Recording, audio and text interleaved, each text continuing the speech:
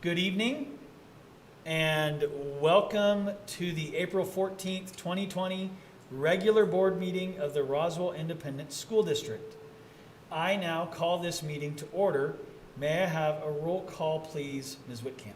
Alan Getty, Yes. James Edwards, Go ahead and unmute, James. say it again, Go ahead and unmute, Yeah. James. Okay. Yes. Thank you. Hope Morales, Yes. And Julie, we can't hear you very well. Mona Kirk, Yes. Hilda Sanchez. Yes. Thank you. We just gonna do the Pledge of Allegiance? Say that we're going to Okay, we're gonna have the Pledge of Allegiance. Good By evening, us. Superintendent By Cotwood, Valley President By Getty, Valley members View of the Elementary. board. It's my Oh, pleasure to introduce look the they're right. fifth grade I don't know student if you guys can council see. who will be reciting They're up here the on Pledge the of screen. Allegiance via Zoom this evening, a first for Roswell, since we are staying at home in quarantine. Okay. What do we need to do? Yes, I see them. This is your student council member Myers speaking. I will Okay. be introducing the student council members who will be here today. Carmelo, Soraya, who is our secretary, Oh, okay. Addison, So we're who is our waiting. treasurer, and myself, who is the president. I pledge allegiance to the flag of the United States of America There we go. and to the republic for which it stands, one nation, under God. Indivisible with liberty and justice for all. I salute the flag of the state of New Mexico, We missed the that. dear symbol of perfect friendships among united cultures. Thank you again, board members, for the opportunity for us to be able to present to you this evening. Thank you very much. Stay safe and be healthy. Okay. All right. We learned something, that doesn't work. Oh, on YouTube they heard it? Okay. Okay, we didn't hear it here. All right. Are there any modifications to the agenda? Mr. President, there are no modifications to the agenda. Okay, do I have a motion to approve? So moved. Okay. that was- Second. Second was Hope. So I Yes. have Ms. Kirk, and then a second by Ms. Morales. And we have to do a roll call vote. So- Alan Getty, Yes. James Edwards, Yes. Hope Morales, Yes. Mona Kirk, Yes. Hilda Sanchez. Yes. All right. Now we have information items? Information on Mr. President, members of the board. We have 3 items. They work off of the policy 8051, and that is the requirements for the internet and teacher and student interaction using phones, internet, and cameras. What was needed, added to our policy, and these are not policies, this will be administrative information. It will be administrative procedure, are 3 different procedures that I'd like to have the board look at tonight. Does not require a vote, but it's there for everyone to see. We have sent these out to the principals and have asked them to share with the staff because of the online activities, the phone activities, and we want to make sure our teachers are safe and that we have a clear guidance on what we need to do with staff conduct with students while on the videos. So I'll stand for any questions from the board at this time, if you have any. Mike, this is Mona. Yes, ma'am. Have you had any feedback from the principals or the administration? I have not had any feedback, Ms. Kirk. Thank you.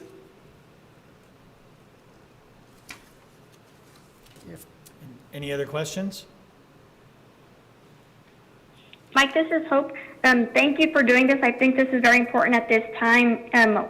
Once this is finalized, if we can share anything with parents, I know I've had some parents with concerns about their children using online programs because of hacking that could happen. I just want them to be aware of steps that we're putting into place to help ensure their child's safety during this time.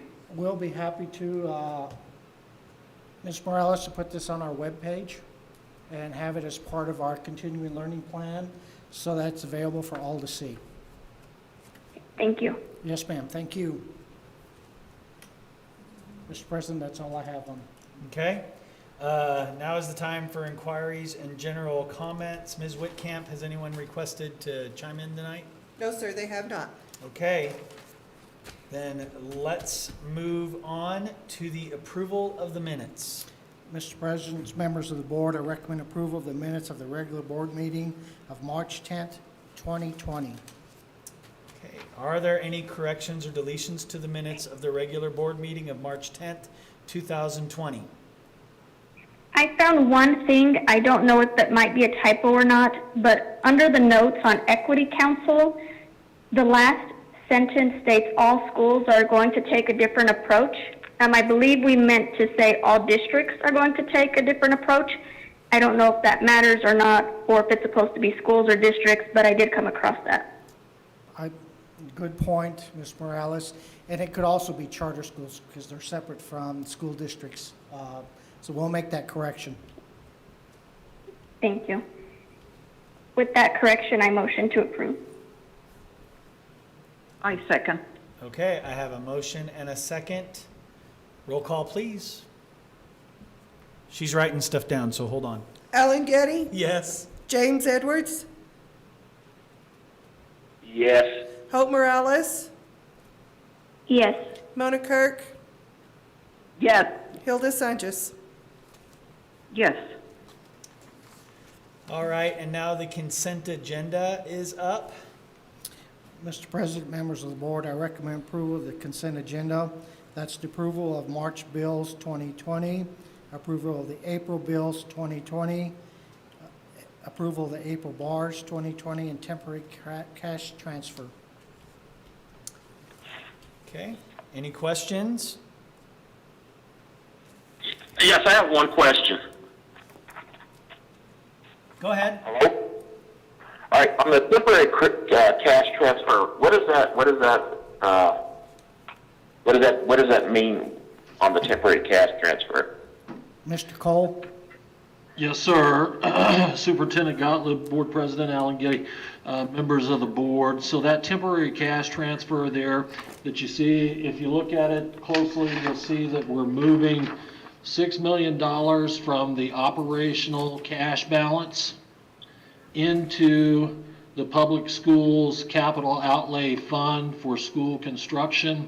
I think our follow-up in May, we will come back and request, if you approve this cash transfer, to move those operational cash or that portion of the operational cash balance to this capital outlay school construction fund.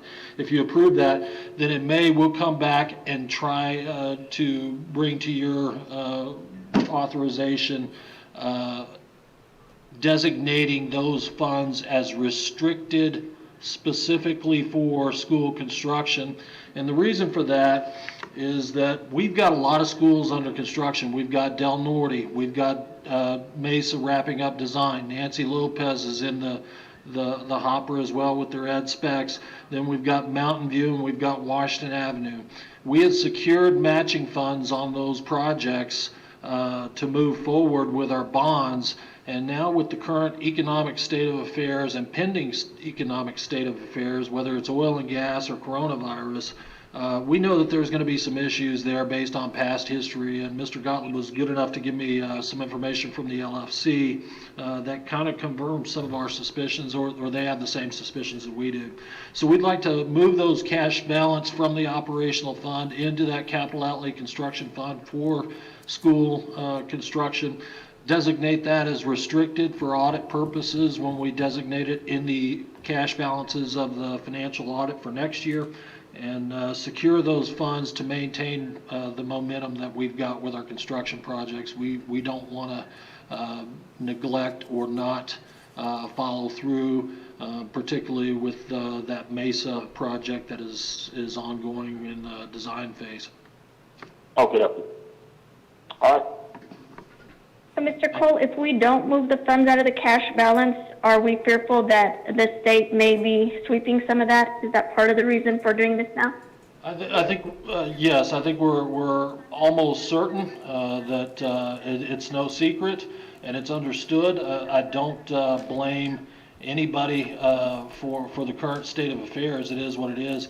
But I do think that we're about to get an increase to our SEG for initial budget purposes, and we're going to have a required 4% salary increase for budget purposes. And then almost as suddenly as we get that into budget and have that approved, we're going to have a special legislative session that's going to cut unit values, appropriations, capital outlay funds, all of those things, and sweep cash balances or clawback, whatever you want to call it.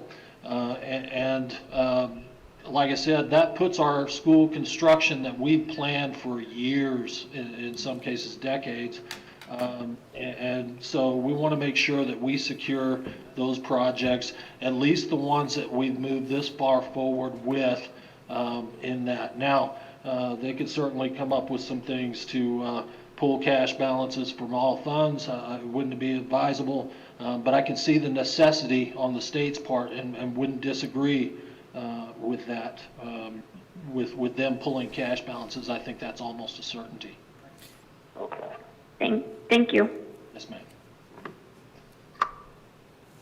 Any other discussion? Nope. Okay, do I have a motion to approve? So moved. Made by Mr. Edwards. Who seconded? I'm sorry. Mona. Thank you, Ms. Kirk. All right, roll call, please. Ellen Getty, Yes. James Edwards, Yes. Hope Morales, Yes. Mona Kirk, Yes. Hilda Sanchez. Yes. All right, next we have action items. First, we have approval of the Rio Rancho Community Foundation $2,500 STEM grant for robotics. Mr. President, members of the board, I recommend approval of the Rio Rancho Community Foundation RRCF $2,500 STEM grant for robotics. Do we have any discussion? Yes, I'd like to, which robotics team is that? It is the I think it's Andrea Batista from Roswell High School, but she's also been working with, hold on a second. It's early college high school. Early college high Early school. college high school. I just wanted to make sure I got the right school at that. It's the early college high school. Okay, because there's two of them on here for early college high school for the grants, and that's why I was asking about that first one. One is a grant and one is actual money received. Okay, gotcha. Okay, any other discussion? If not, may I have a motion to approve? So moved. So, second, I hope. Okay, Mr. Edwards made the motion, Ms. Morales seconded? Ellen Getty, Yes. James Edwards, Yes. Hope Morales, Yes. Mona Kirk, Yes. Hilda Sanchez. Yes. All right, next we have approval of the, and I don't know how to say this, Luibo LLC $1,000 donation to early college high school robotics. Mr. President, members of the board, I recommend approval of the Lolibos LLC $1,000 donation to the early high school college robotics. This is an actual check for $1,000. It's not the grant. You had approved the grant earlier. Right, okay. Is there any discussion? I have a question, Mr. President. Yes. Is that money meant to be for this summer or for next year? To assist to cover the travel expenses of the robotics competition and to purchase parts and equipment to build the robots.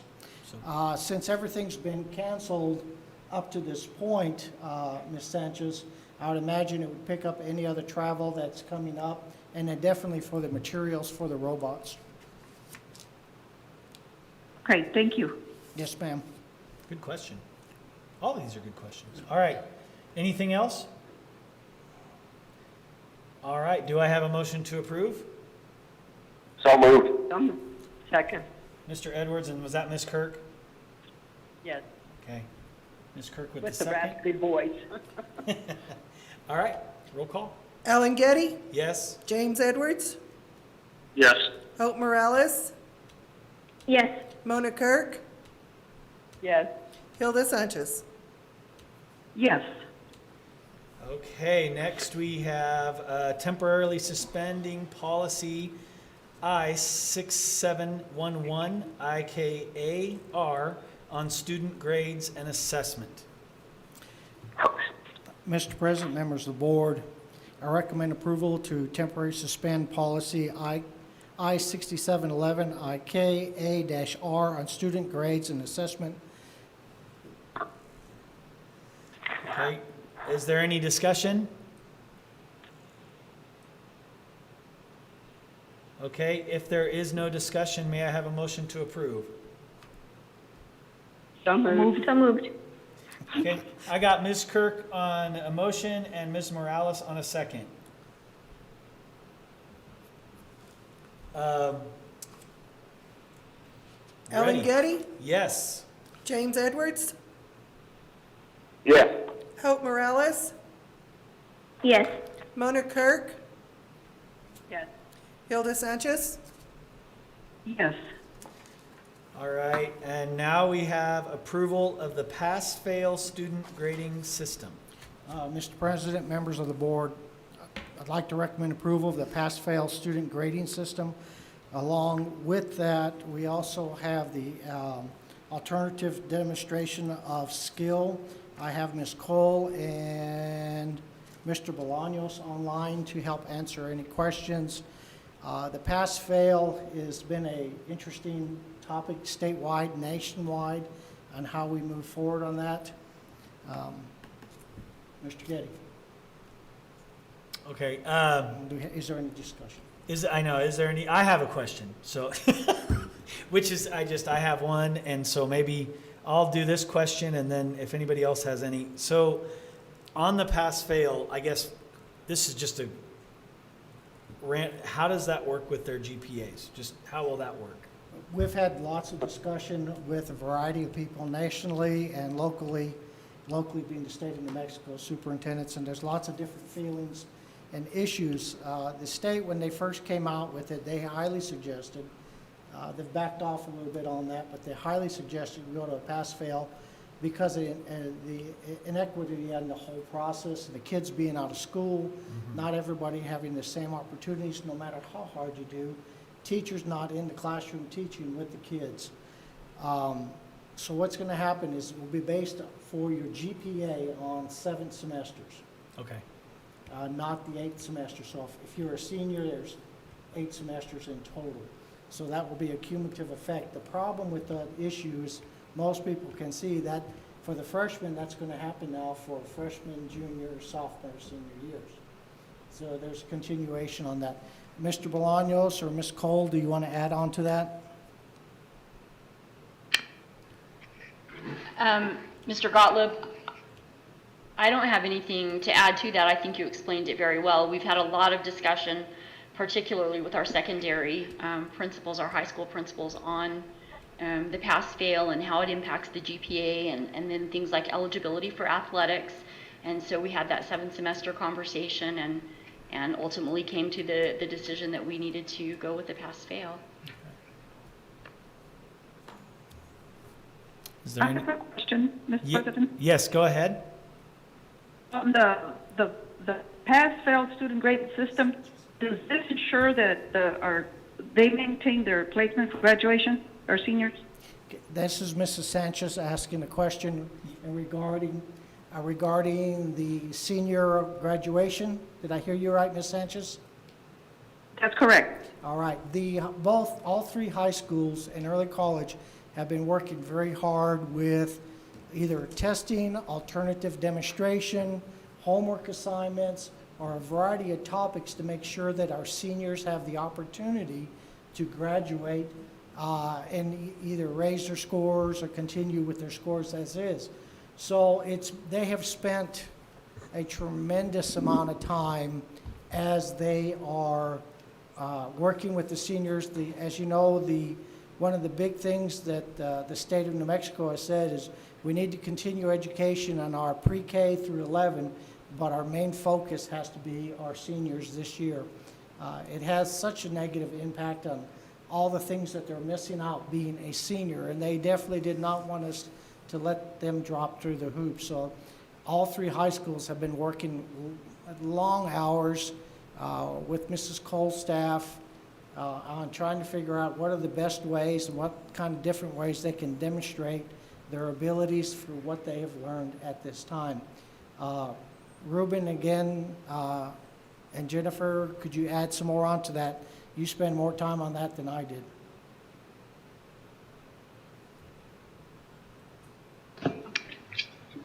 Is Mr. Bolaños answering, or am I? Either one or both. We're both on. Go ahead. Okay, so I just will say again that there was a tremendous amount of discussion and time and energy put into what this looks like and how we ensure that we're doing the very best for our seniors with remote learning. And so, we have issues with access to online, and so we're ensuring that we have alternative comparable assignments for them, and really just emphasizing that work with our seniors and follow-up. So we're doing weekly, bi-weekly check-in, so that's 2 times a week, that we're ensuring that we're contacting them and just keeping them on track for graduation. Mr. Bolaños? Yes, I just would like to reiterate what Mr. Golub and Ms. Cole said, is the focus is the seniors, of course, and them fulfilling their last stretch of school. I mean, they still have to make plans for college. They still have to make plans for financial aid and all those things, while still having to go through this uncharted territory of them having to learn, and not to mention their well-being as well as their families and whatnot. And so we're trying to make a best effort and be informed on how we can help them get through all this. Ms. Sanchez, I can tell you there has been countless hours spent by the staff working on video conferencing with the teachers, the principals and the teachers, trying to devise multiple steps to help make sure that these kids were successful. I'm really proud of what they've done. They have done a yeoman's work in a very short part of time, so we appreciate your question on that. Was somebody trying to say something there?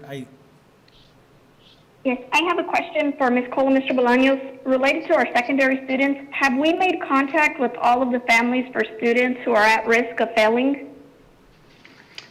So we're working on that. We have some processes in place, Ms. Morales, and we have several people working on it.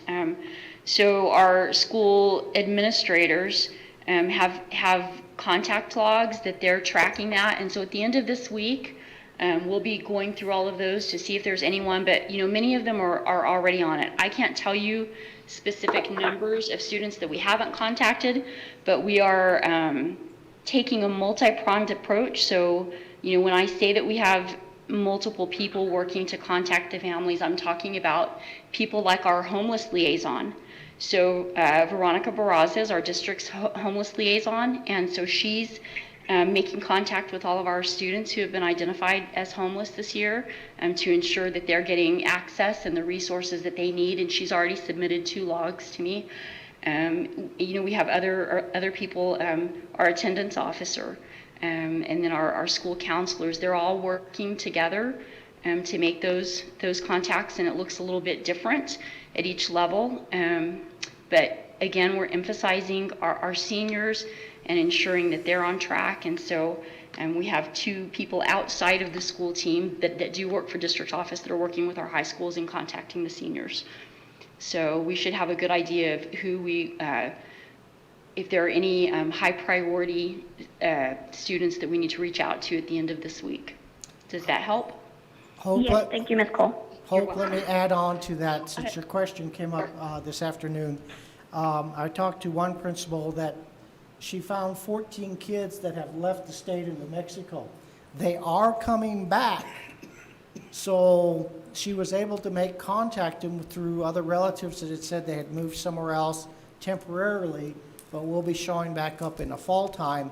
So she was able, that principal was able to get their addresses where they're at, and she's mailing to their new address the packets for the rest of the school year so that they still have that information. And that's part of that process that we put out there is if you have changed your address, you changed your number, please let us know.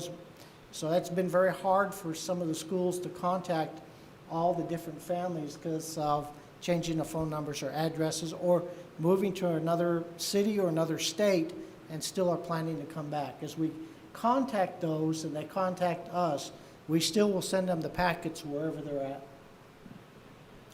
So I have a question to piggyback off that, Mr. Gottlieb.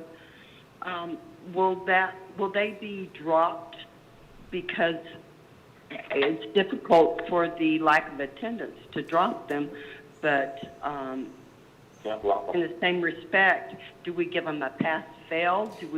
How do you plan on working through that? Well, the state's not allowing us to drop kids at this time. I think I've sent several things out on that issue because we just don't know as we move forward. They may show up later on again.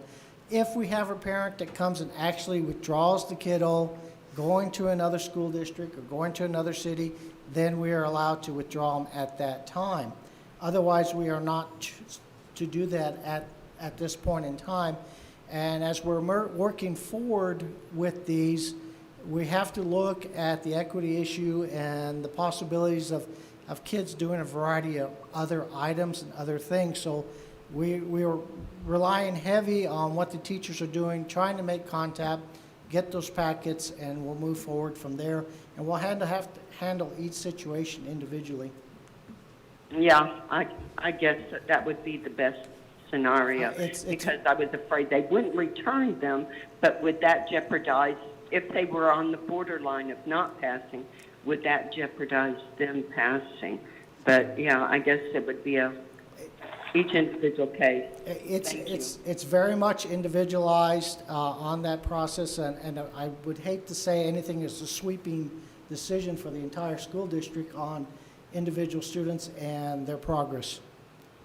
It's just a difficult situation, I understand. I do want to comment too and say thank you so much for your leadership, Mr. Gottlieb. I appreciate all the information that you have been forwarding to each of us board members. You have kept us in the loop and all the information has been shared and I truly appreciate it. Thank you. Yes, ma'am, you're welcome. And sir, also thank that administrator, please, for being proactive in identifying those students and following up with them. That's going above and beyond and is something that will really benefit the students. So please thank them. I'll let them know. I have a question. Go ahead, Mr. Edwards. Okay. On this pass-fail grading system, how's that going to affect the AP students as well as the dual enrolled students? Jennifer, will you answer that? Ms. Cole? Yes, I will. Okay. So dual enrolled students will follow the college grading system for those dual enrollment classes. And then AP students, the pass-fail shouldn't impact them as much because what they really look at is the AP exam that they take. So they're working toward the AP exam. So while grades are certainly important, we've already talked about the impact to GPA, but the pass-fail is not as big of an impact because, again, we focus on the AP exam. Okay, so then what I'm hearing is the early college students, are they going to also follow the pass-fail, or are they going to be graded on a grading system? Mr. Edwards, they're following the college grading system if they're dual enrollment students, and I believe And Mr. Gottlieb, please add on to this. I believe that the last we heard, they are going to move to a pass-fail also at the university. No, not at this time. I know they have another board meeting. I don't know if that's on their agenda. However, when it comes back to the school district to keep everything fair, so as far as I know, the university is still on their ABCDF system. However, for us, when it comes back to us, to keep everything standards the same, and I could be wrong, and I'll make that correction tomorrow, is that we will include that as a pass-fail for those kids. If they get the A through D, that's a pass, and I get the F, that's a fail. So we look at the 60% and above. So if they in their college class have a 73%, then that would be a pass. But the 60% is the threshold. So we just translate that.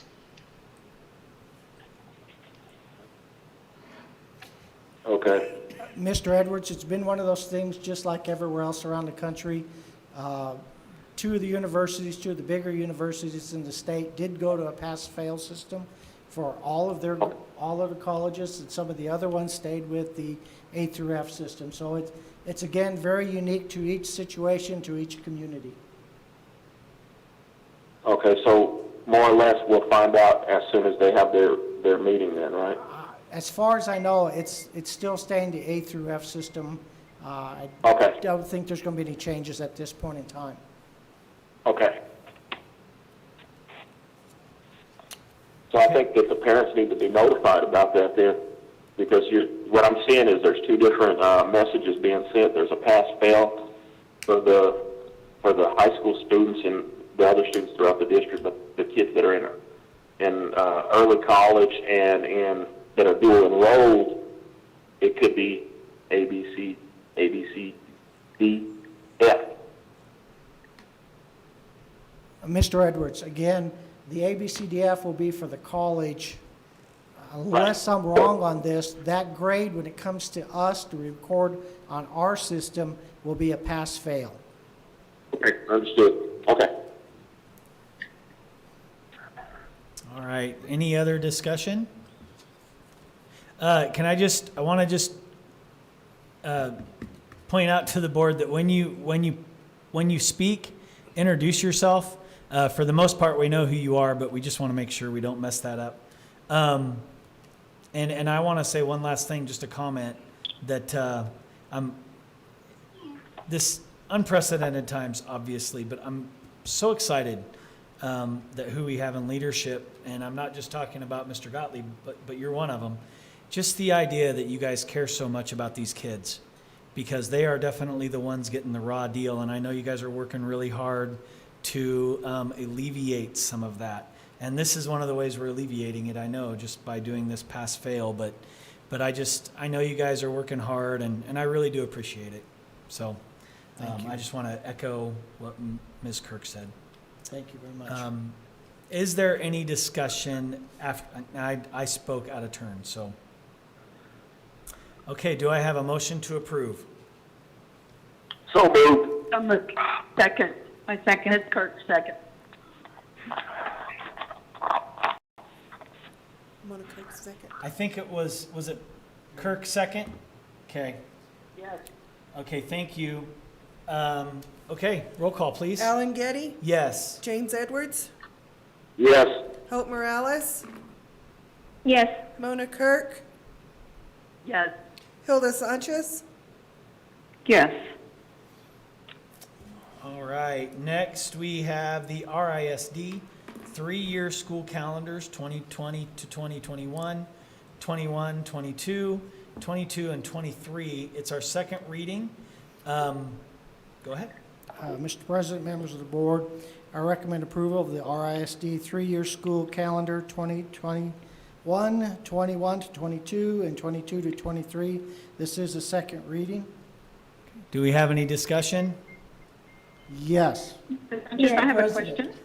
We do have two things that the board asked us to do. The first one was to look at the spring break and move it back with daylight savings time.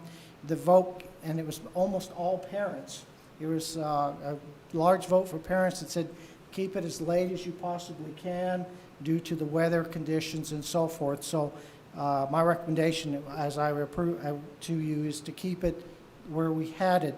The second question came up was moving parent conferences from Wednesday to a Thursday evening, Friday morning, and the vote was overwhelming on that also, that we move our parent conferences, so we'll be from Wednesday to Thursday evening, Friday morning. All. Any other discussion or questions? Mrs. Sanchez, calendar? Okay, Ms. Sanchez. Ms. Sanchez, go ahead.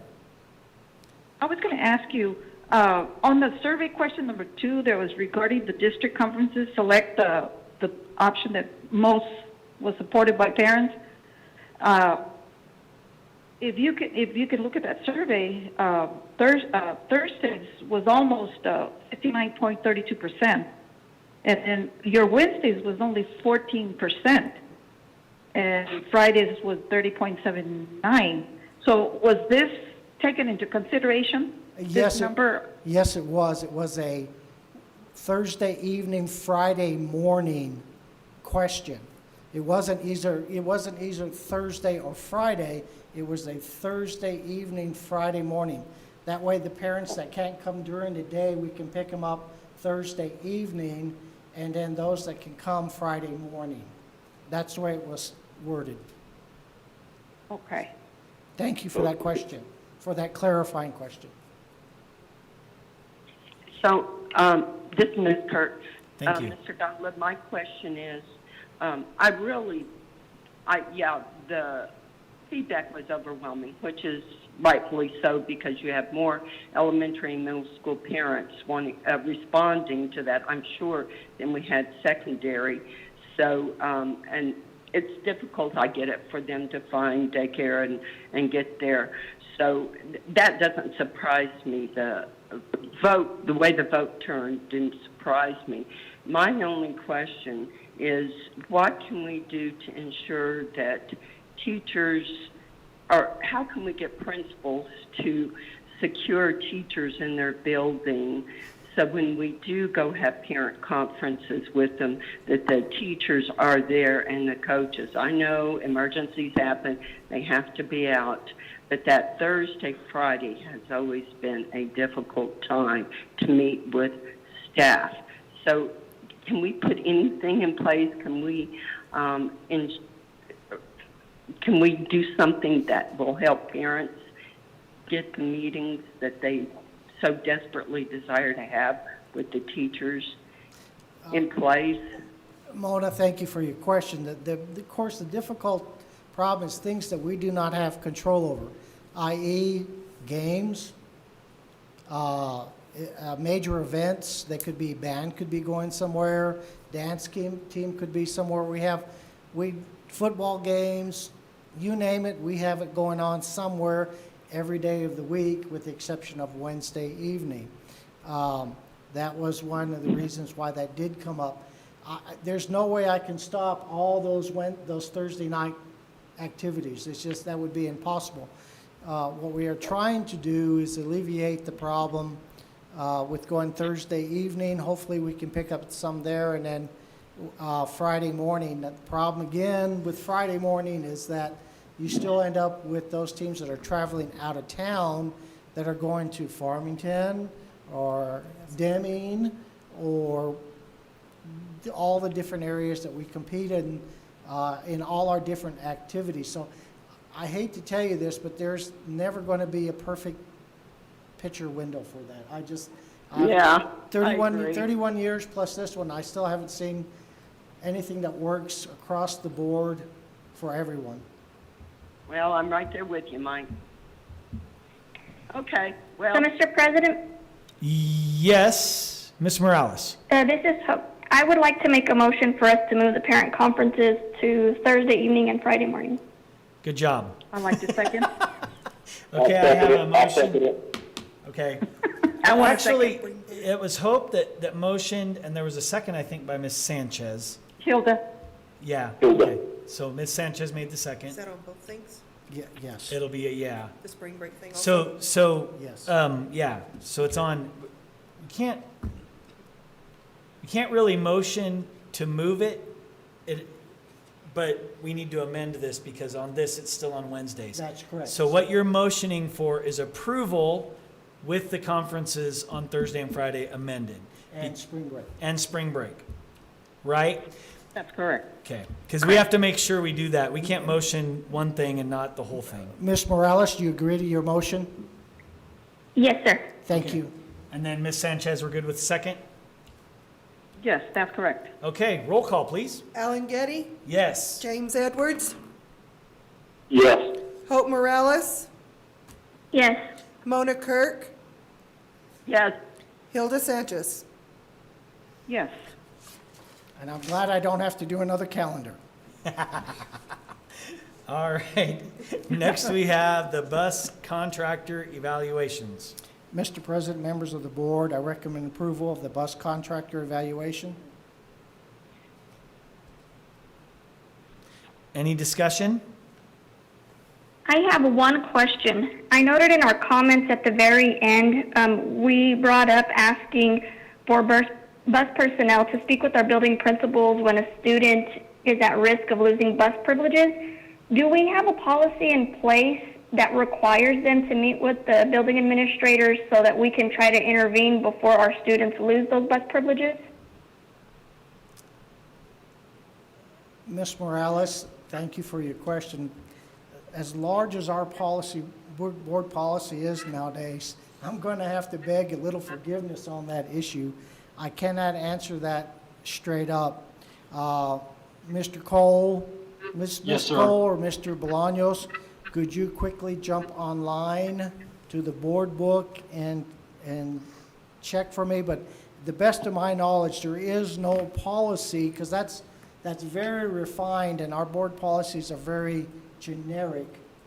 There is no board policy that requires them to do that as a board policy. That is correct, and I will go back and check the board policies again, but I've looked for that in the past, and I do not believe we have that in place at this time. Mr. Gottlieb, this isn't Ms. Kirk. In the bus referral, isn't that one of the requirements of the bus, when a student gets a bus referral, aren't they required to meet with the administrator and the parent? The administrator is to meet with the parent and the student, yes. The referral, And the bus both, contractor or the bus driver? So that's a procedure, and that is correct. It starts with the building principal and the parent, and the bus contractor is not necessarily pulled into that automatically, but they can be and often are. So, Mr. Cole, since this is a note in the actual evaluation, it sounds like perhaps we're not doing great with that, just because of the note, since we're asking the bus company to do that as a step. I'm just trying to see where we can do better to support that process. Yes, Ms. Morales, I totally agree with you, and those are some things that we're looking at, both financial policies, budget policies, and definitely transportation policies. We've had some issues with that over the years as policies have changed, and so we're definitely looking at those policies moving forward as a district. Thank you, sir. Yes, ma'am. Mr. Sanchez, I have a question. Okay. I want to ask, who conducts these evaluations? Yes, ma'am. If I could chime in, this is Chad Cole. So Chris Tweet is our support services coordinator, and one of his many functions and duties is to manage and supervise our bus contractors and staff. So part of the awarding of a bus contract or a contract with the school district to provide bus services is they must be evaluated each year prior to a new contract award. So Chris does these evaluations, but I will say this, he works directly with those school principals and did on these evaluations, work with those school principals on these evaluations. So it's not just Chris, it's essentially Chris and the school principals providing the input there. And in talking to Chris and reviewing these evaluations, he did assure me that those school principals were involved with that and they agreed with the evaluation at the time. Thank you, Mr. Cole. Yes, ma'am. This is Maria. Can you hear me okay? Yes, Maria. So board policy E2450 is student conduct on school buses, and it outlines that students are required to conduct themselves in accordance to the established standards for classroom behavior.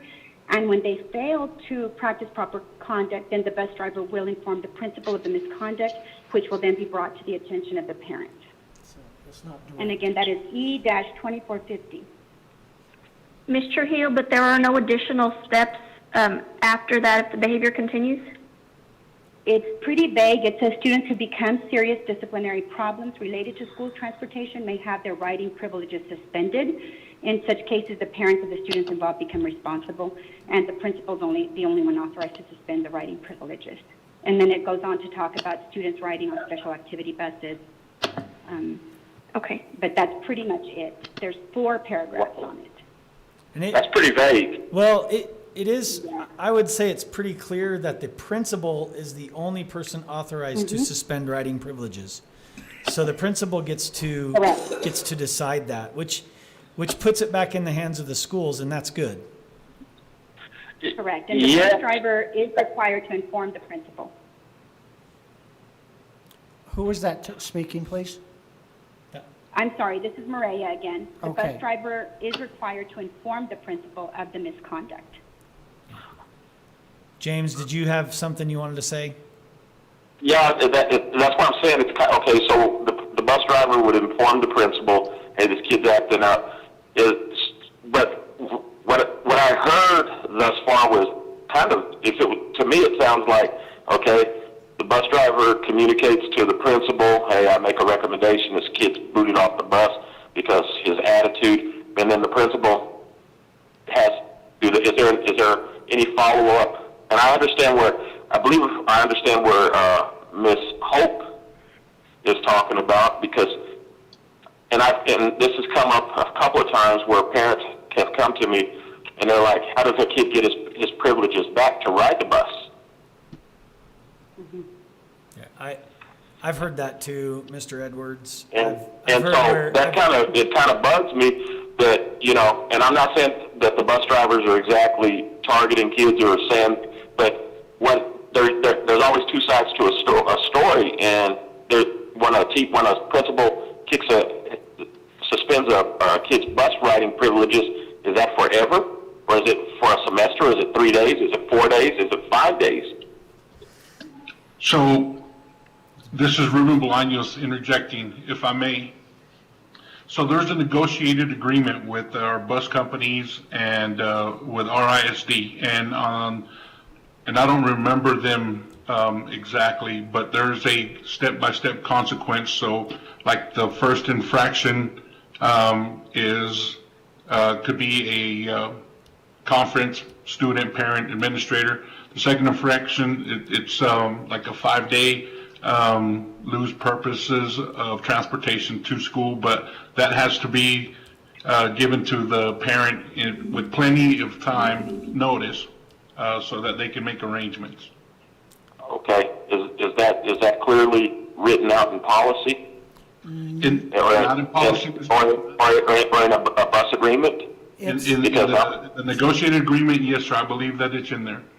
I'd like to see if I can right now. It's in the, okay, because I'd like. Mr. Edwards, it's also in the MLSS, which was piloted this last year. So there is a process approach. The state is going to make the MLSS a requirement for all districts starting this fall. So there are steps for everything in there, including loss of privileges and transportation issues. So there is a multitude of process steps, sometimes good, sometimes bad, depending upon the situation as we go forward. But I believe you have seen the MLSS. I think I've sent that to you once. It's quite a lengthy document. I can send it to you again if you'd like to see that. Oh, I'll look for it. But Okay. no, it's just, but I've heard where kids have been booted off the bus, and parents are calling me and asking me, hey, they weren't even aware that the kids were kicked off of the bus until the kid was actually kicked off the bus. So, Yeah. That's an administrative procedure. I've heard that too as well, Mr. Edwards, and I think it's something that when we read that MLSS, we want to make sure that all administrators are following that, and the bus companies as well. And Mr. Gottlieb, this is Ms. Kurtz. So the MLSS will take the place of 5130, and 5130 was our behavior contracts, or not contracts, but behavior policy with our procedures with our students and families. So that will be written in the procedures manual? Yes, it will be. Am I correct? Yes, you're correct. When the board did away with 5130 or the entire board policy, one of the things that was absent at that time, which is it's very generic again in our new extensive board policy. The MLSS is refined according to, and it's even part of the budget. Mr. Cole can verify that. Mr. Cole and I went through another webinar today on school budgeting, program planning, and educational planning, and part of that was the MLSS as part of the student behavior issue. What you bring up, Mr. Edwards, is an administrative process versus rules that are in place. There's plenty of rules in place, but we have to make sure our processes are followed and that our parents are informed when the incident happens. One of the issues I know we had, because I had to work with one of our schools, because I had a school board member contact me on, was that the referral form was not making it to the principal's office. So we had to make sure that that referral form was making it from the bus driver to the principal's office, and then at the principal's office, be it the assistant principal or the principals, were calling the parents and setting up to say, hey, Mike Gottlieb did this on the bus today, we're having this continuing issue, we need to talk. So that's the difference between what we have in place and versus what processes we need to work on to enhance our procedures. No problem. Thank you. Mrs. Sanchez, question? Yes. On this referral for the bus, would Oh, stop. Ms. Sanchez, you're very choppy all of a sudden. No, I wanted to ask on the referrals to parents. Are they in Spanish and English for these forms? Are they in Spanish and English? Are the forms in Spanish and English? Mr. Bolaños, can you answer that? Yes, sir, I can. No, they are not. I think we need to have them for some of the parents, right? Mr. Cole, are those, Yes. are those forms our forms, or are they the bus drivers? Bus companies? Yes, sir. So you're absolutely right. It's a referral process, and it is a procedure at this point because the policy no longer exists.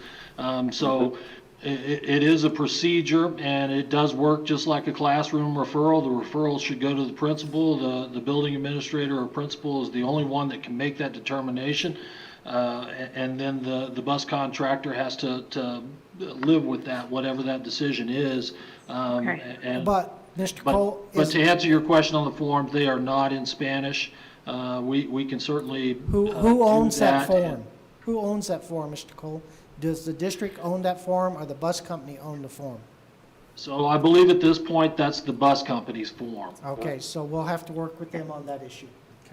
Yeah, and there's lots to do on that particular issue, and we are well aware of it, and we'll be pushing forward some some recommendations for those policies going forward to work for our local school district. Yes, sir. Thank you. Good, thank you. Thank you, Ms. Sanchez. Thank you. Yes, ma'am. Thank you. Anything else? All right, then, do I have a motion to approve?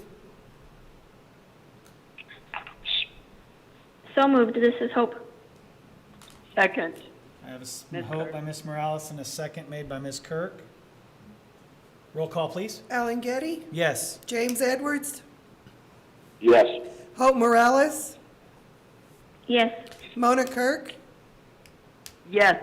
Hilda Sanchez, Yes. Okay, next we have the Equity Council member vote. Mr. President, members of the board, I recommend approval of the Equity Council member vote. Mr. President, Mr. Sanchez, Hilda, you may need to move so that we can hear you better. I think you're on a cell phone and it's very choppy all of a sudden. can you hear me now? Yes. Yeah. Okay. On the Equity Council. Yeah, we're open for discussion, I have a so, question. yeah. I've noticed that there's 3 previous names that were on the list are now removed, and they were replaced by other names. And my question is why, and when was it decided to remove those people, and by whom? Not by me. Um, Who? Hilda, are we all looking at the Excel sheet? And before we do question, Mr. President, can I quickly talk through the process that Hilda and I used and explain the Excel sheet and the different tabs? We're already to questions, and it's discussion, so, but go ahead. I mean, it's fine. If you all are interested in the process, if you No, are absolutely. okay with just...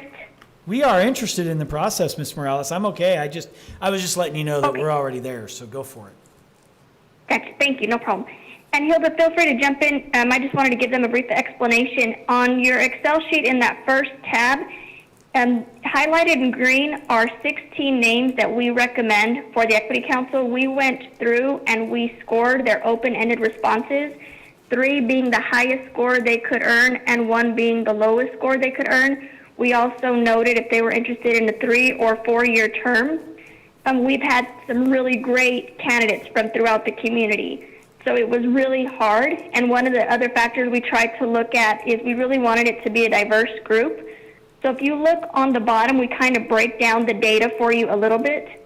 From the 16 recommendations that we submitted, 4 are teachers, to administrators, to students, for parents, to community members, a person from higher ed, and nonprofit.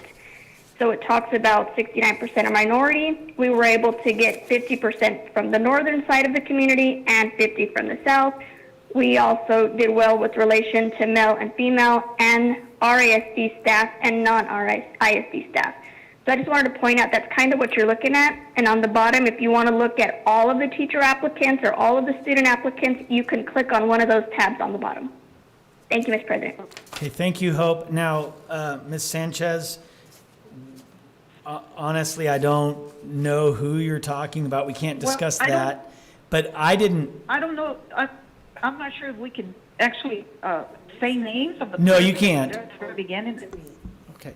Can't. That's right. Okay. But Ms. Sanchez, I see all 16 names on the sheet that I'm looking at. I know, but I had a question on a couple of people that were at the first list, but they're not there any longer. So I'm not sure. I don't want to name them. no, you can't name them, obviously. I can't.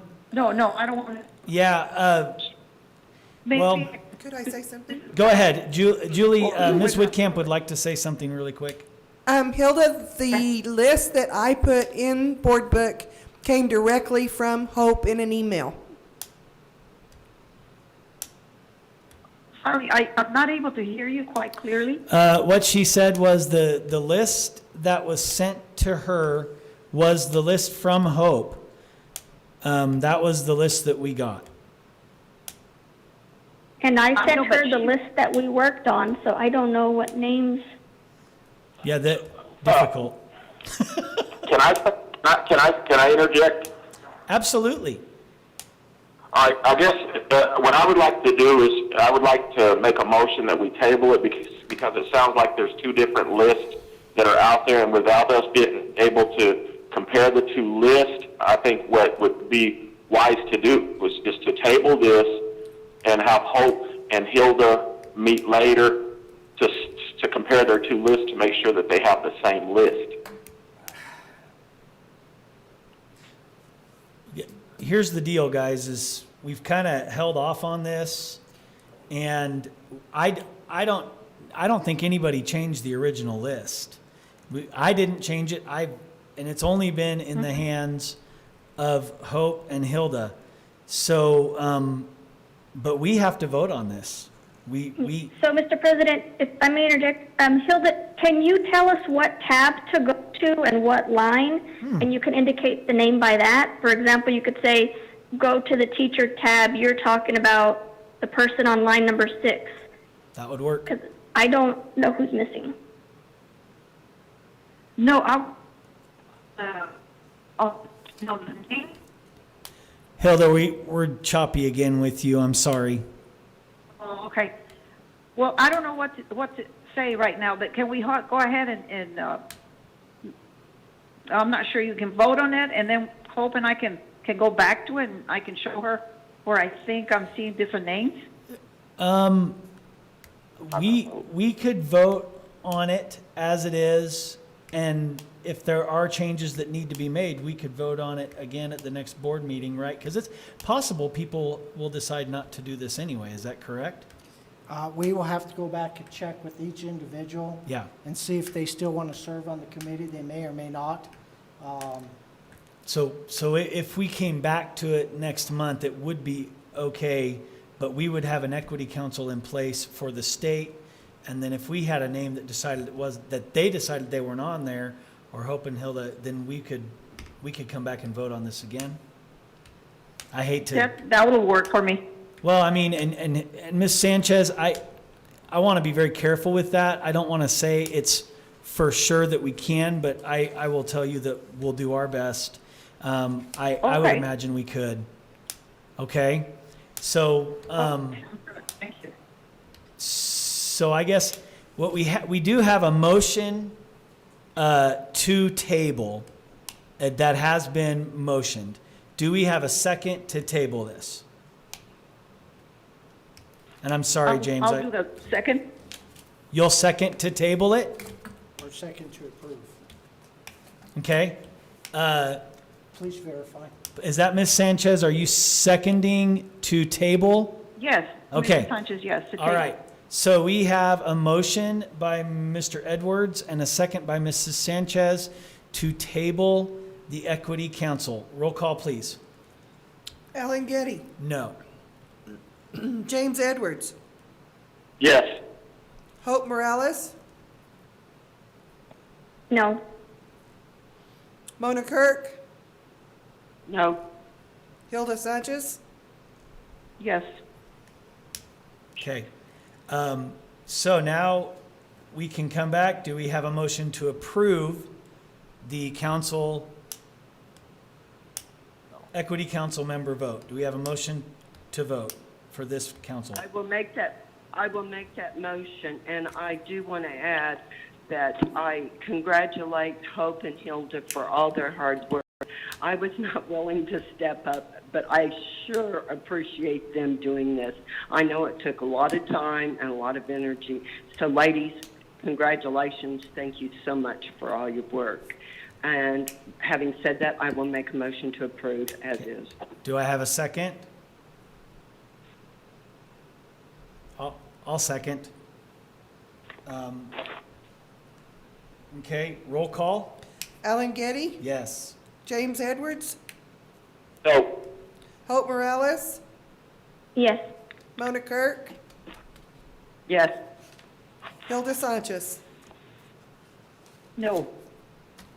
Okay, with that, we move on to the possible reorganization of the RISD Board of Education.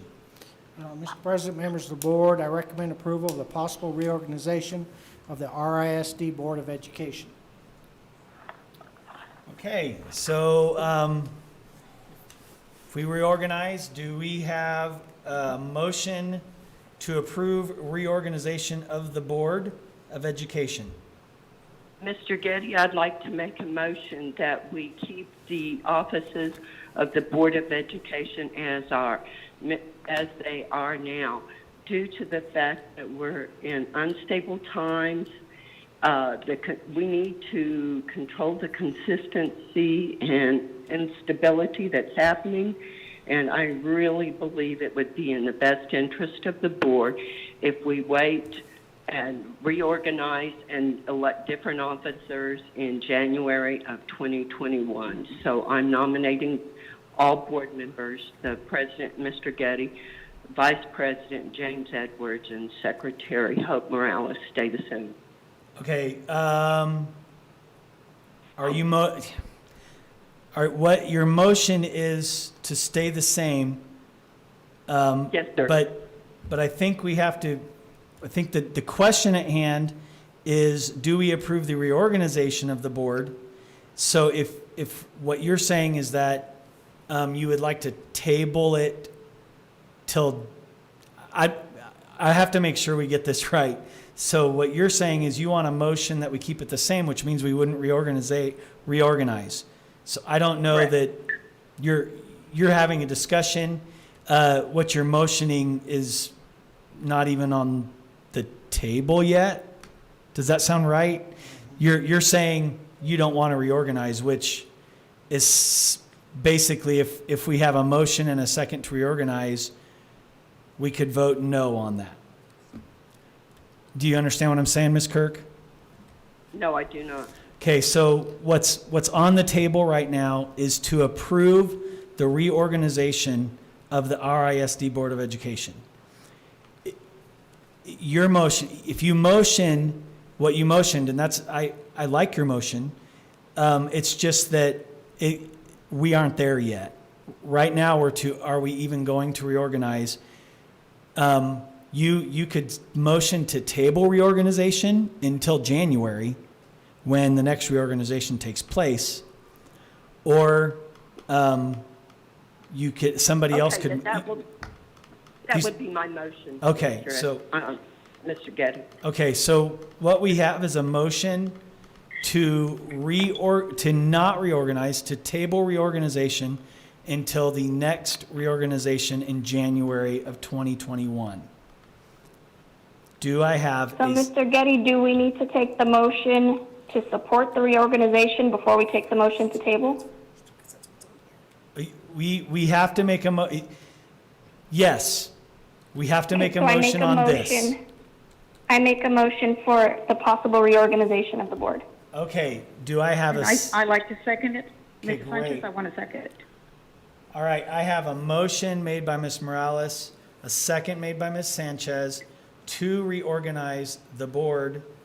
But Mr. Getty, you have my motion that's on. Well, so right now. I'm being reminded here that we can't take your motion with this motion up there. We have to take the motion as it's written.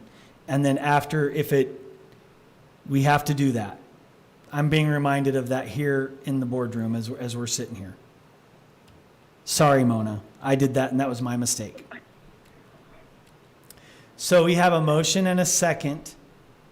We can have a roll call. This is only to approve reorganization of the board.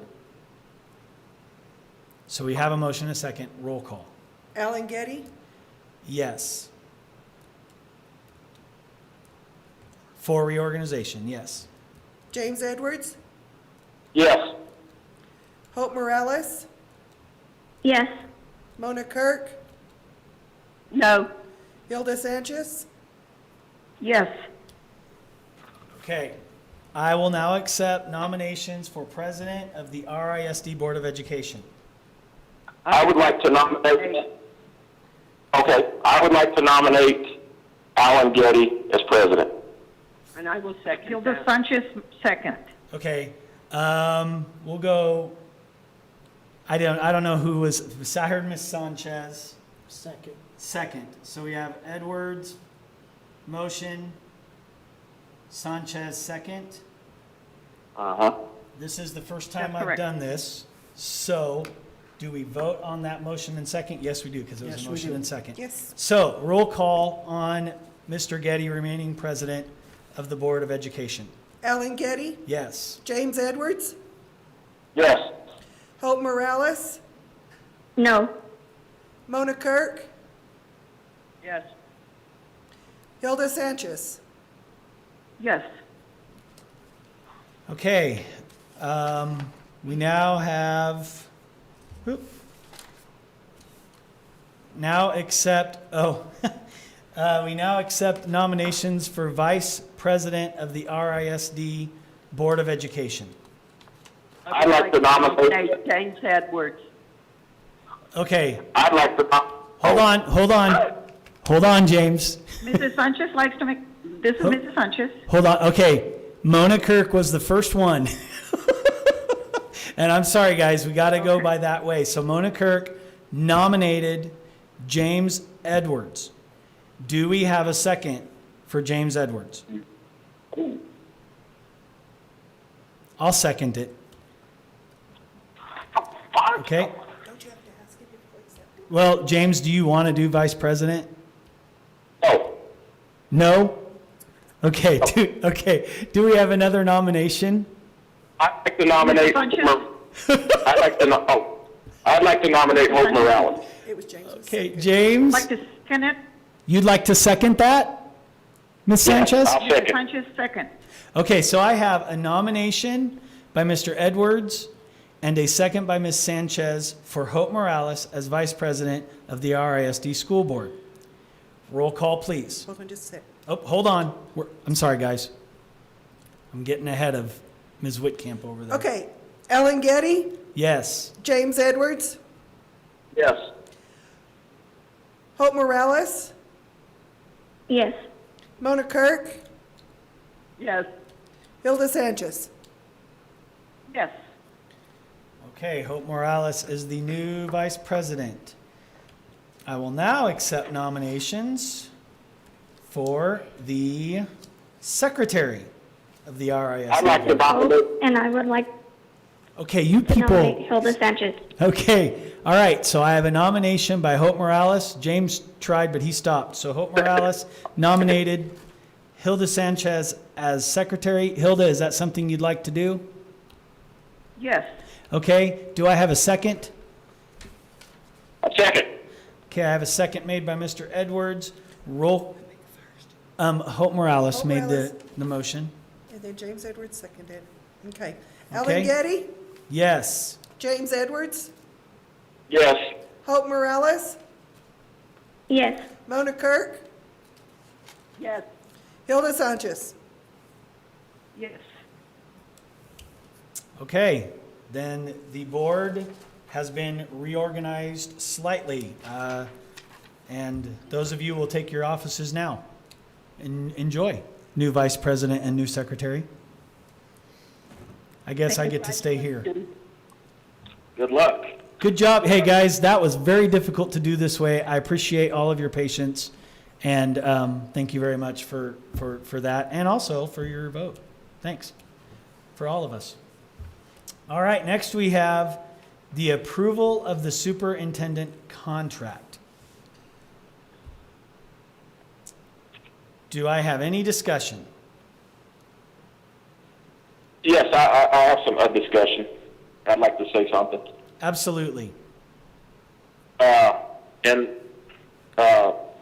one of the things I'd like to say is, I appreciate Mike stepping up, and especially to the board members, I appreciate y'all for stepping up and actually running. I think Mike's done a real good job, and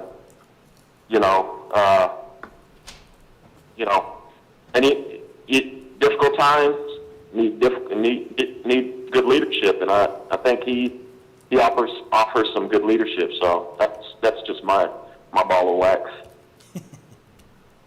I agree, Mr. Edwards. Any other discussion? Yes, I would like to say something. I can't imagine anyone else leading us through this difficult time. Mr. Gottlieb, you have been a godsend to us in the district. I've worked with you and I've worked for you. And I am just so pleased that we have your leadership to get us through these difficult times. Uncharted territory.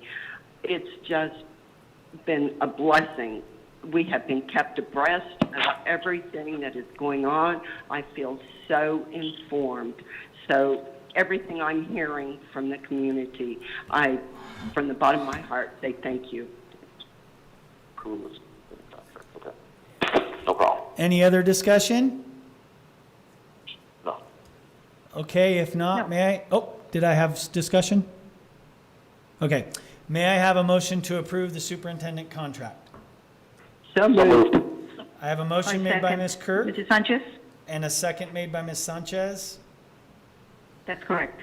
Okay, then we have a motion and a second. Roll call, please. Ellen Getty, Yes. James Edwards, Yes. Hope Morales, Yes. Mona Kirk, Absolutely. Hilda Sanchez. Yes. Thank Okay. you, board members. Thank you, I guys. appreciate it very much.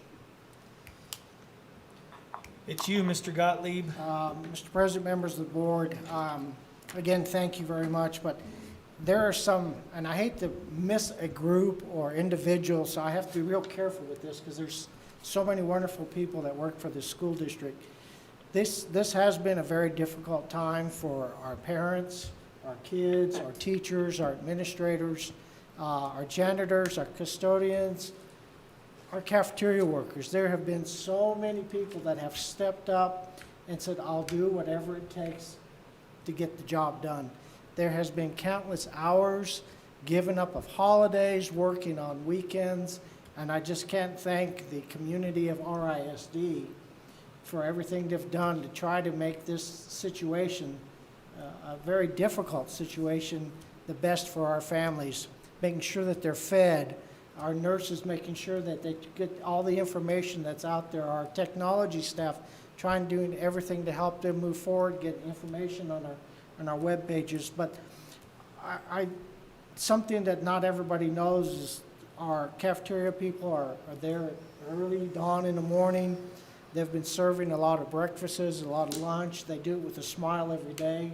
I go by and I look at them, and they're just as happy as if it was 47 degrees with wind today, or if it was 80 degrees, it's supposed to be on Thursday. I can't thank them enough for helping us with that. Our teachers, the administrators have worked so hard to bring this together as the best we can. I was, and Mr. Allen will acknowledge this, I was very worried that we were not going to be able to pull this off, and because of the teachers, because of the administrators, and all the other staff that worked as a team, we came up with a very good plan, and everybody's been very supportive. You're very fortunate, board members, to have such a wonderful RISD team and family. So I just needed to share that out. Thank you. Mr. Gottlieb, I just want to tell you how impressed I am, and I said this earlier, and board members, I know that normally we don't discuss things, but if you want to say thank you, it's fine. I think our district has done a fine job. There have been hiccups, but I don't see how in the world you could accomplish something like this without them. What an incredible job by our district to just get this done and done well. And Mr. Edwards, you said it best. It takes strong leadership from the top, and that strong leader has to have people he can depend on. So I was very, very impressed at how this rolled out. And I do know you were very worried, but you kept us so apprised as a board that I don't know how it could have gone any better. It was done very well. Well, I can tell you there were very many tears, many nights from a lot of staff. I got a lot of phone calls and text messages. So, but I just need to let the people know and let our families and our families know that we're trying to do the very best with what we have, and we promise to continue to support our kids the best that we have with what we have. Amen. Appreciate that. Personnel report, Medea. Yes, so you should have in front of you the personnel actions dated April 7th of 2020 for both certified personnel and non-certified personnel and temporary personnel. Any questions? Yes. Yes, Mr. Okay, go ahead, Mr. Edwards, and then somebody else was wanting to come on, so hold on. No.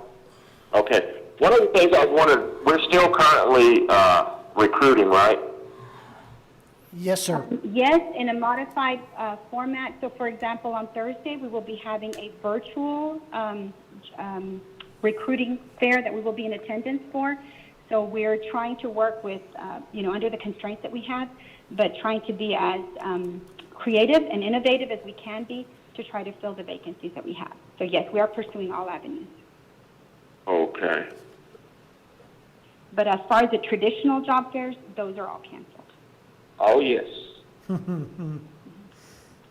Ms. Trujillo, right now, I think the clock really starts ticking on us to be proactive to make sure we have vacancies filled before the start of the school year. At a previous board meeting, I mentioned sending out letters to staff that have left the district and just giving them an update on available positions. Is that something that we can still do, especially now because we can't be in person doing things? We can certainly send out letters. So their RISD email accounts have been deactivated. So in the case that they gave a personal email through our records, then we'll be able to do that. And the same thing with the mailing addresses. Many of them have moved out, and because we don't have forwarding addresses, that becomes a little difficult. But wherever we can, then we will be able to send out pretty much like what you see posted on the site with all the current openings.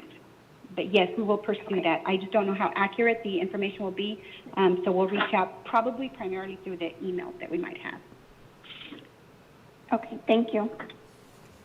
And that was Ms. Morales that had asked the question. Yes, that was Ms. Morales. Okay, I guess with going to the general ledger. Mr. Cole, General Ledger.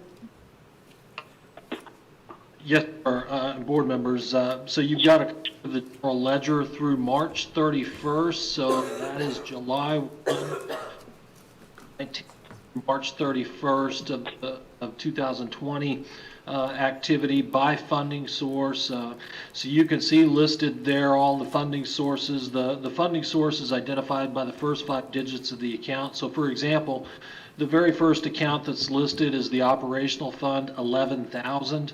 I just point out a couple of interesting things as you're looking through there. Nothing blows my mind in terms of looking at this and where we're at this point in time. It's pretty normal for where we're at this moment in time, this moment in the year, the school year. So just to point out on that first line there for operational fund 11,000 revenue, which is 0000, it says operational revenue. You'll notice that under the budget amount, there's $93,226,865 budgeted in operational revenue for the current year as of today, or as of March 31st. And so that's the bulk of our funds. I think if we were to go through and total up each one of these by revenue source, we're slightly over $130 million. So you can obviously see the bulk of that $130 million is the $93 million in our SEG operational funds. We know that we had a recent legislative session, a regular session in 2020 that established new laws for the state of New Mexico in terms of the appropriations for next year. Then we had the wipeout with the oil and gas pricing in the market battle between Russia and the Saudi Arabian OPEC group. And then we have the coronavirus, which we know is going to have long-term impacts and implications. And as an aside to that, the coronavirus contributed because there's no demand for travel right now. Fuel prices, vacations, cruises, air flights, fuel for those airplanes, fuel for everything. Demand is way down, and so there's a lot of supply out there. Even if things get better, we know that supplies are going to be an issue for at least the 6 months in terms of the price per barrel. And rig count is the thing to watch as that price per barrel starts to edge up. So we know that looking at that $93 million in our operational fund, we're going to budget initially based on current laws, but we're going to have a special legislative session coming up. We're hearing probably in July timeframe, which would be the new fiscal year. July 1 is the start of the new fiscal year. So we'll be starting or anticipating starting with a budget that is increased approximately 3.39% on the unit value of the funding formula through the SEG. And we are going to have budget meetings, and we'll do those virtual, where our budget committee members can chime in and ask questions. As you know, I prefer to have as many questions as we can get through in one of those, because I'd prefer that there not be any misunderstandings with it. But it does present a hurdle, another hurdle to overcome in the coming months, knowing that we're going to get increased, that we're going to be required to increase recurring salary costs, which will impact recurring benefit costs, and then knowing that that increase is probably going to be swept away in the new special session of the legislation, as well as any excess cash balances that might be out there. So those are things to think about as we structure our budget moving forward. And of course, we just keep an eye on that 93 million number. I suspect that's going to come down quite a bit once we get into the new year. And the legislative session, we're surprised as to any changes that go on there. But barring that, the only other things I can see, if you look further down on that operational fund, the third from the bottom, the 11,027 series, you can see out in the unencumbered balance column a negative 4,308.20 cents. I'll tell you that among our 20 bars that are on this board agenda, most of those are maintenance bars. What that means, we're moving from one line item account that has excess budget to another line item account that does not, that needs some more budget in it. So that $4,308.26 is a good example of that. We have that covered with a bar on this board agenda, which you have approved with the consent agenda, and which I've submitted to OBMS, or through OBMS, the Operating Budget Management, to PED, for their authorization, so we can clean those up. There's a lot of that going on this time of year. You're going to see a lot of bars in May as our budget proposal. But that's what we're doing at this time of year. We're trying to clean up everything, get ready to wrap up the fiscal year end, expend our grants, get reimbursed from the state, submit all claims before the deadline. We're also getting some new budgets or increased budgets. You've got a bar on there, additional 1,000 of instructional materials. That's on there. We'll get that in budget before we close the year. May is our last chance to dance, as they say. Typically, the OBMS system through PED is shut down in June, and so bars can no longer be processed after May. So I would anticipate bringing you a lot more bars to clean up and make sure our accounts are squared away and audit finding free at year end. And any questions I can answer, I'd certainly like to. Okay, any questions for Mr. Cole? This is Mr. Ms. Cole, I Kirk. have a quick. Okay, let's hear Ms. Kirk first. Okay, Mr. Cole, Yes.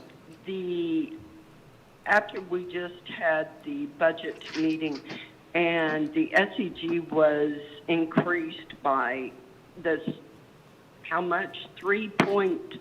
3.39%. 3.39%. Wow. for the new fiscal year, the initial budget for the new fiscal year. Now, again, I want to reiterate the problem with that. So you've got two things going on in the current law. You've got an increase to SEG funding through your operational fund of 3.39%. Then you've got a required 4% average salary increase. So anytime we increase salaries, it increases the benefits because benefits are typically a percentage of the total salary, right?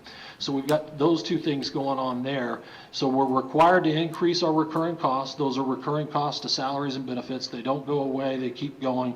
But we know, or we have reasonable expectation to believe that that 3.39% will be cut in the special legislative session, along with a sweeping of any excess cash balances. So it does present a particular dilemma for all New Mexico school districts. I want to be very open and clear about that, because that is an issue that we're going to have to tackle together. And we won't be the only ones doing it. We're all in the same boat together. But do need to make clear that that's an issue we need to be thinking about. Yes, ma'am. I heard somebody else had a question. Back off that, that's going to present some interesting collective bargaining issues here in a couple of weeks when y'all start gathering for collective bargaining with a salary increase of 4%. Good luck. It will, and I'll be, in all fairness, I will say this. Both union groups that we work with that represent our employees in one way or another have been very gracious and very good to work with the last 2 years. And so we're very fortunate that on both sides of the table, we have people that understand the issues, are following the issues, and are in the loop. And so I'm grateful for that. And I think we can continue to cooperate and pull off a win for our community and our staff, and certainly for our students. Oh, Chad, I totally agree. I think that it's been a great working relationship with both collective bargaining units. It's just with our current budget, that's where I foresee the issue. But I know you'll work your miracles, Chad. Thank you for all your service. Thank you so much. Thank you so much, Ms. Kirk. Did somebody else have a question for Mr. Cole? Yes. Mr. Cole, this is Hope, and it's just a quick question. Are we going to be getting a refund for the travel and activities that we had to cancel? Are we going to be getting a refund? So Is the school district? Yes. In most cases, I would say yes, but not in all cases. We know in particular with flights, flights are typically non-refundable. Which is why we make such a strong push that if you're booking a flight to travel to attend a conference, you better go to that conference and not cancel your trip if there's any way possible, or pass it on to the next person that can go in your stead.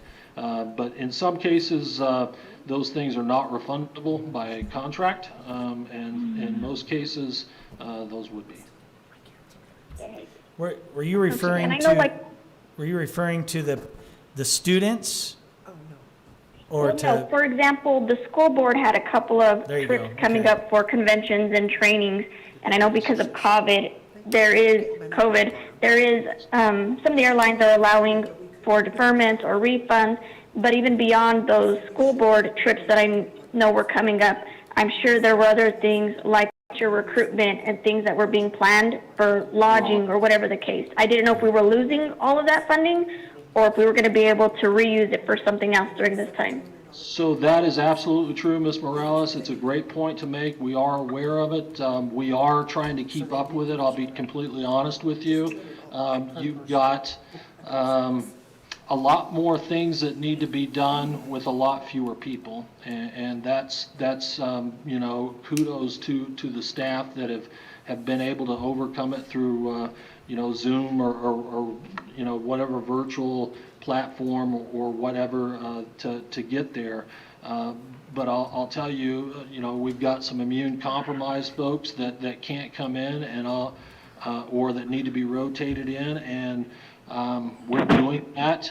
Everything is slowed down to some degree, but we're aware of it and we're working the problem. Again, the issue is that you have some that say, yes, absolutely, we're going to refund you your registration fees or whatever the case may be. And then some that have not chimed in on it either way. And then some that have said, no, we've got to hold you to that. And that's essentially the contract you agreed to when you registered or whatever for this trip. So we're going to have to work on all of those as we go. But I will tell you that the bills are being paid, that the payroll is being made, and payments are going out. But I also need to be very honest with you. It's very difficult right now. It's very difficult because you've got to handle paper. And again, when you've got staff that are immune compromised, that becomes an issue. You've got to have the protective equipment and shuffle people around so they're not exposing each other and all those things. So we are working on it. I'll just tell you, it's an avalanche at this point, and we're trying to dig. And thank you, Mr. Cole. You bring up a great point, and I think that's the point I was trying to make. If you can just keep an eye, if we're saving funds on something, I want to make sure, like, if we could possibly use them now to better support people who have to work at home, or if we need more copies because of something. I just want to see if possibly there's extra funds available to better help the situation that we're in. And there may not be a lot of funds available, but definitely just wanted to bring it up to see if you can keep an eye for that. Absolutely, I will, and it's a great point that you make, and I appreciate it. A lot of people have been asking, so what are we going to do? How are we going to save cash? How are we going to do this? All those things, and it's all fair questions. Really, I'll tell you what this boils down to in the months, weeks, years ahead. This boils down to controlling our expenditures. We have to control our expenditures. We know that 85 to 90% of our school district's expenditures go to salaries and benefits. Those are recurring costs. Again, they don't go away. So the other expenditures outside of that 10-15% margin that's out there that's not salaries and benefits, that's not utilities that you have to have when you're running a building, we've got to manage those expenditures. The other side of that equation is we've got to look for the alternative sources of revenue. I'm talking specifically about the Federal CARES Act, very similar to the stimulus dollars that were pushed out back in 2008-2009 timeframe. Now, historically, those are really tough to work with because they come with all kinds of additional reporting, additional strings, additional work. And of course, everybody will tell you, well, you don't need more people to do that work, but the truth is you can't get it done without them. But we've got to look for those alternative revenue streams, particularly through the Federal CARES Act. We've got to do it in a strategic fashion, and of course, we've got to manage our expenditures going forward. That's going to be huge, completely huge. And to your point, we are saving some costs on some things. So while we're still paying our people, our expenditures in that arena, the bulk of our expenditures are remaining the same. They're not going up, they're not going down. Things like utilities in our buildings are going down. So we're flattening in some areas, staying the same in most other areas. And again, where we're at now is trying to clean it up and get through the year, budget a new successful year strategically so we don't put ourselves in a bigger bind, and then move forward with whatever new legislation comes out of the special session. And my hat goes off to them because they're going to have a tough job ahead of them. Thank you, Mr. Cole. Yes, ma'am. Anything else? All right, that marks the end of the agenda. May I have a motion to adjourn?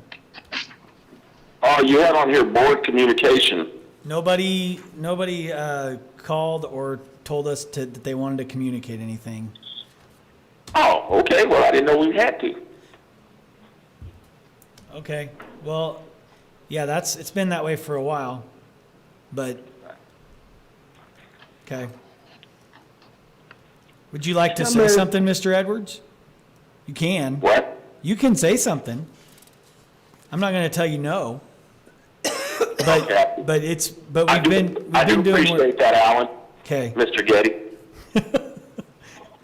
But we've been trying to get it so that because per agenda and per the Open Meetings Act, if we're going to have something to say, we want it to be put on the agenda. So in other words, if you were going to talk about a particular thing, we'd like it on the agenda so that way somebody, and obviously today's a completely different situation, nobody's in the room.